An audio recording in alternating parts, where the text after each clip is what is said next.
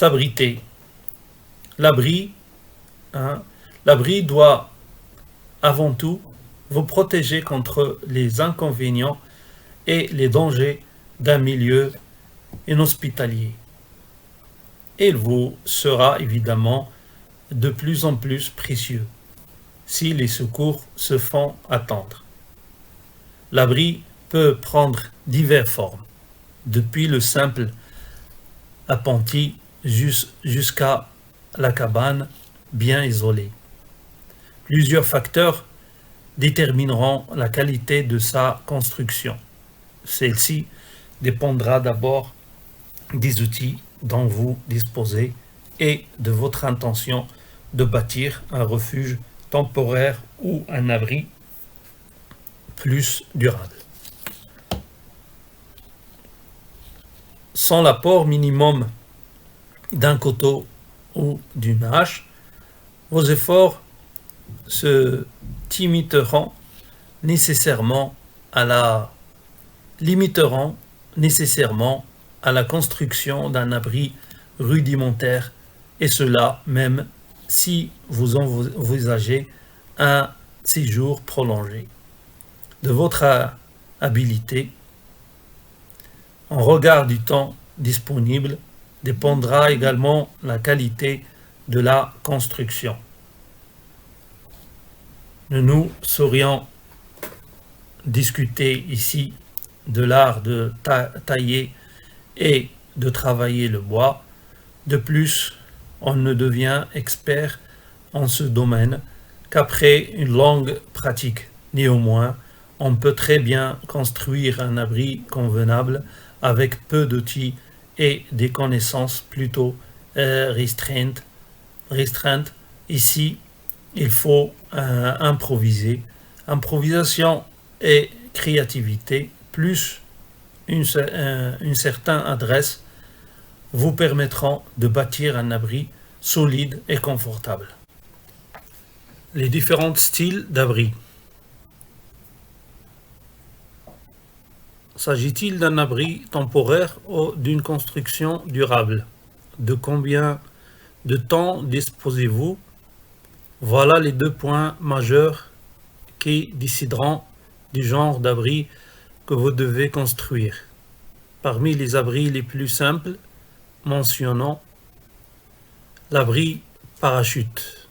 Il consiste à jeter un parachute ou toute autre pièce de tissu du genre sur une corde tendue entre deux arbres. L'abri de chaume. Charpente en A, ici, recouvre une charpente en forme de A d'une épaisse couche de chaume, de feuilles, d'écorce ou d'herbage.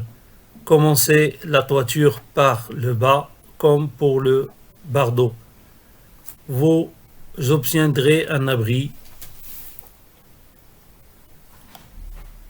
L'abri appenti.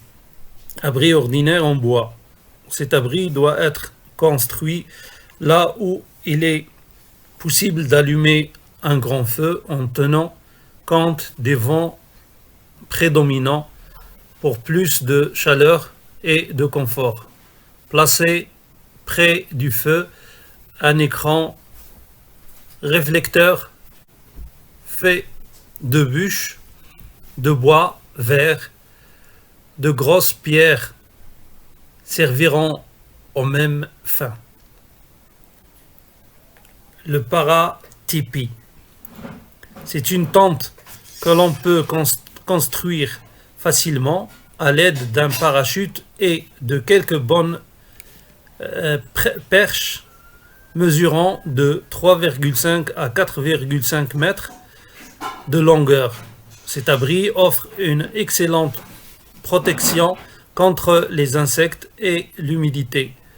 On peut y faire la cuisson, manger, dormir et s'y reposer, et même envoyer des signaux sans avoir à en sortir.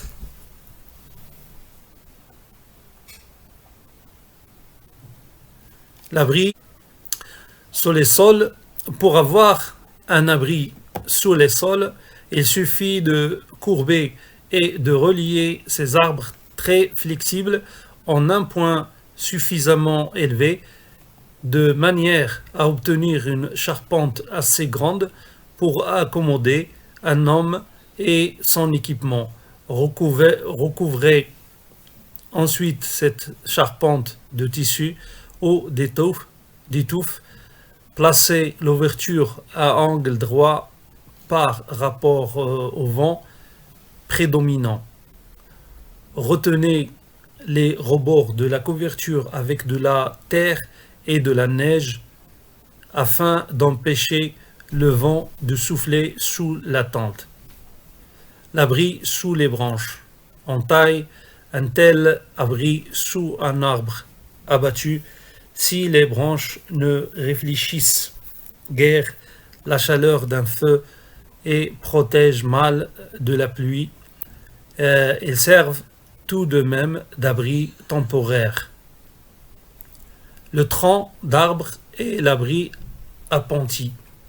Il s'agit d'appuyer diagonalement de longues perches contre un gros arbre abattu et d'y bâtir une toiture de feuillage. Cet abri ne saurait être permanent. Les cavernes ou les grottes, lorsqu'il est possible de vous bâtir un abri, évitez ces endroits. En cas de danger, on ne s'en échappe que difficilement. De plus, si vous y allumez un feu, les risques d'empoisonnement par oxyde de carbone sont très élevés. Enfin, les grottes peuvent s'enfondrer ou se fermer sous un éboulis.